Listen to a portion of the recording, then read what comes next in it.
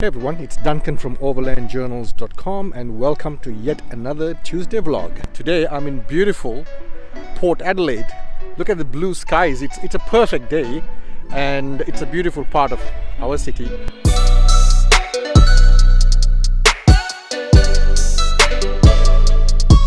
In today's Tuesday vlog, I'd like to talk about why I find it important to support local communities.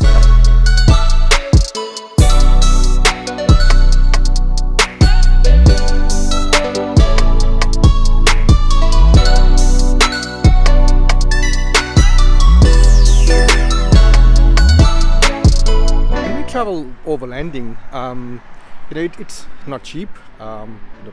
Every penny counts, so we try to cut back every cost wherever we can, and one of the tendencies, and me included, is to try and carry as much as we possibly can from home, buy on bulk from wholesaling, and whatever we might have at home, take it along. And that makes a lot of sense because, like I said, we need to cut back costs wherever we can. One of the things I've noticed and I've seen during my past travels over the years, and even what I do today, is along the way there's a lot of small communities, little towns, sometimes outback towns with populations of little as 20-30 people, and they need all the support they can get. And that's why I feel that while we try to save costs as much as we can, it is these little communities that makes it interesting for us to travel on these trips, and they purely survive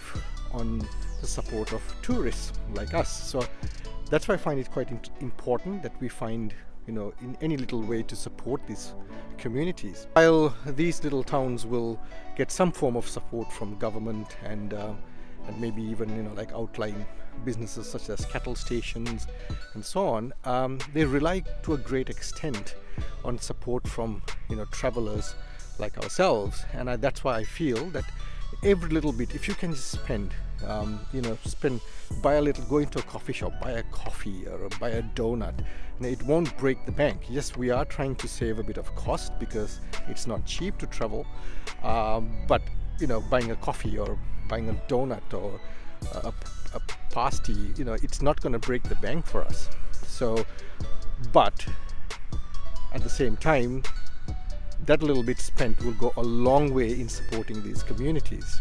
I have a friend here in Australia who travels outback very often, and he's been doing it for many years.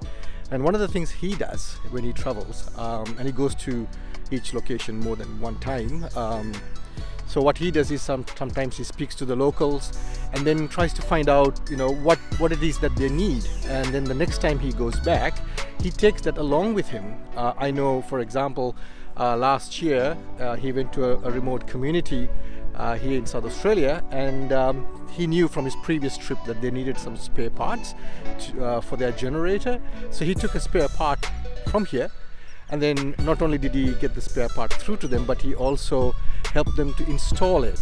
That was a nice little way of supporting them. So there are many ways we can support local communities, and I think that's very important. That's why I wanted to discuss it today. And I'd like to know the ways. There are many ways we can support. I'd love to know the way you do your own little contribution to communities. So leave a comment below. Let's get a conversation going. It'll be good to share this information with everybody. And thank you for watching. I hope you enjoyed this video. Thank you for your support. If you like it, give it a thumbs up. Please subscribe to my channel if you haven't already. And I'll bring another Tuesday vlog along next week.